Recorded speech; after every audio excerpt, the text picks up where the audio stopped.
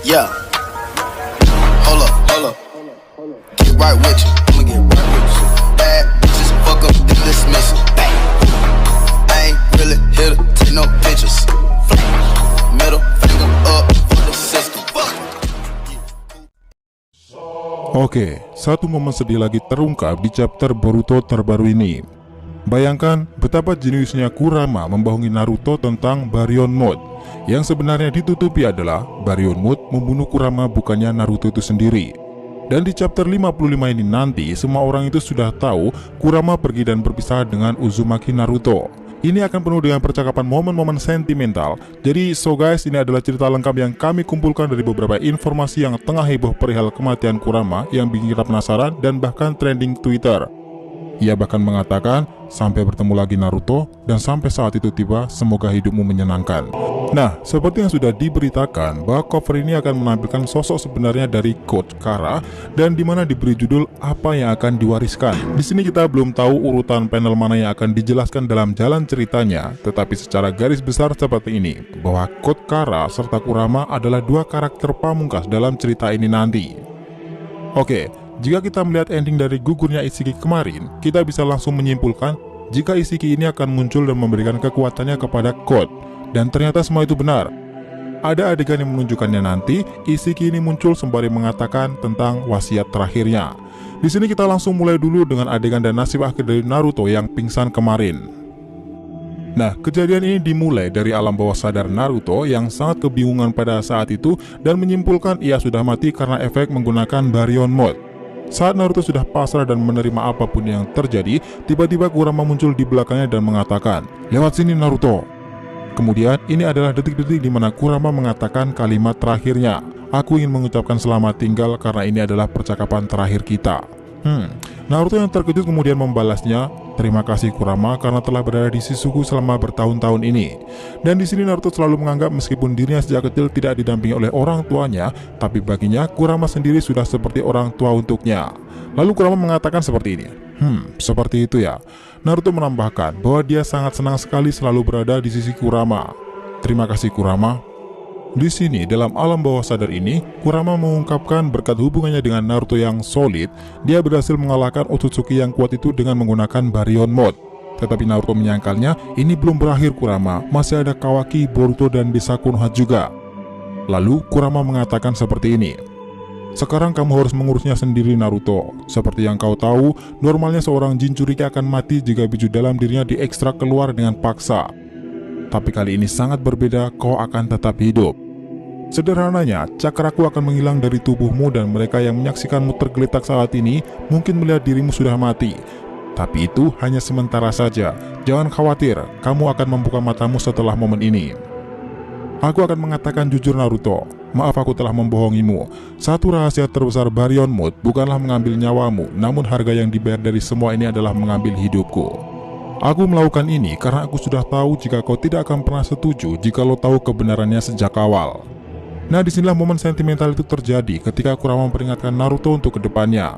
"Kau sekarang harus lebih berhati-hati lagi karena sudah tidak memiliki kekuatan Jinchuriki dalam tubuhmu. Sampai bertemu lagi Naruto dan sampai saat itu tiba, semoga hidupmu menyenangkan." Wah guys, jadi itulah tadi percakapan sentimental pertama dari dua sosok yang kita kenal sejauh ini. Kurama pergi meninggalkan Uzumaki Naruto. Lalu Naruto berteriak dan dilihat Boruto ia sedang menjulurkan tangannya. Padahal saat itu dalam pikiran Naruto ia mengatakan jangan pergi Kurama.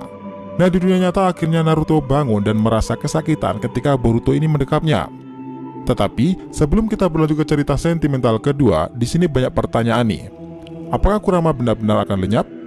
Tapi kenapa dia mengatakan sampai bertemu lagi Naruto? Bertemu di mana nih? Beberapa tahun ke depan atau bertemu di dimensi lain tempat mereka bersama lagi, tentunya dengan Kurama, Minato, Kushina, atau bahkan Jiraiya. Artinya Kurama sudah tidak bisa bangkit lagi dong. Kita nggak akan tahu bakal seperti apa nantinya. Yang jelas di sini Sensei Masashi menggambarkannya dengan sangat dramatis dan keren banget ending twistnya. Tapi kalau mengacu dalam kejadian Isobu dahulu, waktu itu ia bisa terlahir kembali di dalam alam bebas. Dan bahkan nih masih ada sampai era Boruto saat ini. Artinya Isobu ini berinkarnasi. Lalu bagaimana dengan Kurama?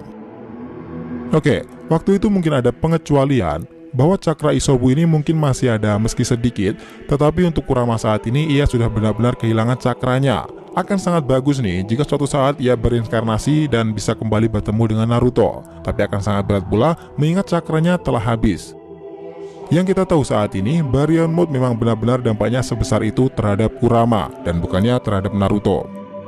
Nah, dari perkataan Kurama yang sampai mengatakan sampai bertemu lagi Naruto, itu opsinya cuma ada dua. Beberapa tahun lagi dari sekarang yang dimana Naruto akan tanpa Jinchuriki dan tentunya semakin lemah, atau berjumpa lagi dengan Naruto yang gugur dalam medan pertempuran. Setelah itu, Boruto yang menangis langsung memeluk Naruto dan mengatakan, "Jangan mengkhawatirkanku, Pak Tua bodoh." Nah, Naruto yang sangat kesakitan akhirnya di momen itu juga kembali ditanyai oleh Sasuke, "Bagaimana bisa kau senekat itu menggunakan teknik yang tidak pernah Sasuke pahami?" Dan setelah itu Kawaki juga bangun dan ingin pulang sambil mengetahui rahasia besar soal karma. Lalu disinilah Naruto akan meminta Boruto menggunakan karmanya untuk membuka portal dimensi itu, tetapi dengan perasaan bersalah ia melihat ke arah Sasuke. Disinilah momen dimana gurunya berkata seperti ini, "Ini adalah sebuah kenyataan Boruto, ini bukan salahmu. Kami memutuskan untuk melawan Ishiki dan siap mati kapanpun. Hanya saja kami beruntung dan masih hidup sampai sekarang."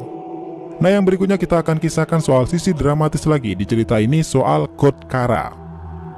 Setelah ia bangun dari tidurnya, Code Kara ini mengintip keadaan Jubi dan memeriksa apakah keadaannya baik-baik saja. Nah, di sini sepertinya ada percakapan yang mengingatkan Code jika dahulu ia adalah wadah bagi Ishiki. Tetapi semua itu gagal dan sambil melihat tanda itu, Code mengatakan seperti ini, "Karma ini adalah kegagalan. Tidak seperti Kawaki, saya tidak akan pernah bisa menjadi wadah yang sempurna untuk Jigen." Lalu tiba-tiba Ishiki ini muncul dan mengejutkan Code Kara. Sembari dirinya buru-buru mengatakan hal seperti ini, "Code, pengikutku yang setia dan terkasih, karma putih tanpa sebuah wadah itu adalah warisanku untuk dirimu dalam bentuk kekuatan murni. Dengan karma putih itu, Code, kamu akan memiliki tekad kekuatan seorang Otsutsuki. Jiwaku akan segera padam, tapi tekad seorang Otsutsuki tidak boleh berhenti. Kamu akan memberi makan Kawaki dan Boruto ke Jubi dan menumbuhkan pohon dewa. Makanlah buah cakra yang tumbuh itu nanti, Code, dan perbaharuilah tubuhmu. Ketahuilah, Code, kamu akan menjadi seorang Otsutsuki yang baru, lalu lahaplah semua kehidupan dari semua bintang di alam semesta ini. Teruslah berkembang sampai kamu menjadi satu-satunya Tuhan di alam semesta ini." Lalu diakhiri dengan perkataan Code kepada Ishiki tuannya, "Dari lubuk hatiku, aku akan menyingkirkan orang-orang yang sudah merebut keinginanmu." Code ini akan menjadi pemimpin yang sebenarnya dan sangat menarik karena sekarang ini di chapternya adalah cerita tentang Code dan animenya pun juga menyorot Code Kara.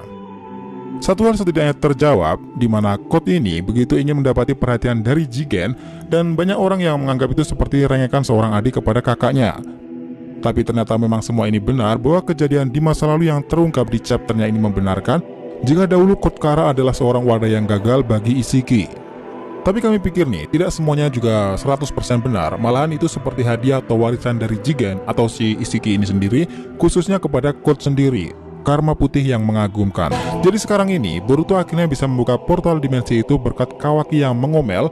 Ia sempat mengatakan seperti ini, "Apa kamu takut dia akan keluar? Bahwa karma di tubuhku sudah menghilang dan punyamu itu masih utuh. Aku berjanji akan membantumu untuk menghilangkan karma Momoshiki itu." Lalu, portal dimensi mereka buka. Nah, ini memang masuk akal. Kawaki ini bisa membantu Boruto karena dia masih menyimpan data Otsutsuki sebesar 80%, dan itu banyak sekali sih. Lalu tibalah mereka di Konoha dengan babak belur dan Shikamaru mendapatkan info dari seorang tipe sensor dan langsung melihat dan menyuruh tim medis merawat mereka semuanya. Tetapi di sini ada yang dikhawatirkan dari Sumire dan sepertinya dia curiga kepada Amado. Nah, karena ia langsung menanyai tentang keadaan Kawaki soal karmanya daripada mereka yang lain. Tapi yang menarik di sini sebagai penutup, Boruto mengatakan dengan gamblang jika ia bisa melakukan apa saja asalkan Kawaki berada bersamanya. Lalu, Code Kara dengan wajah seramnya itu muncul kembali. Jadi itulah tadi gambaran dari cerita yang bakal terjadi di Boruto 55 ini nanti. Dua karakter utama yang menjadi dramatis memainkan peran sentimental ini, kepergian Kurama dan kepergian Ishiki yang memberikan Code hal spesial berupa karma putih. Jangan lupa kasih saran di kolom komentar dan subscribe channel ini. Semoga ceritanya itu memberikan informasi dari tiap pembahasan animenya. Yeah. Hold up. Get right with you.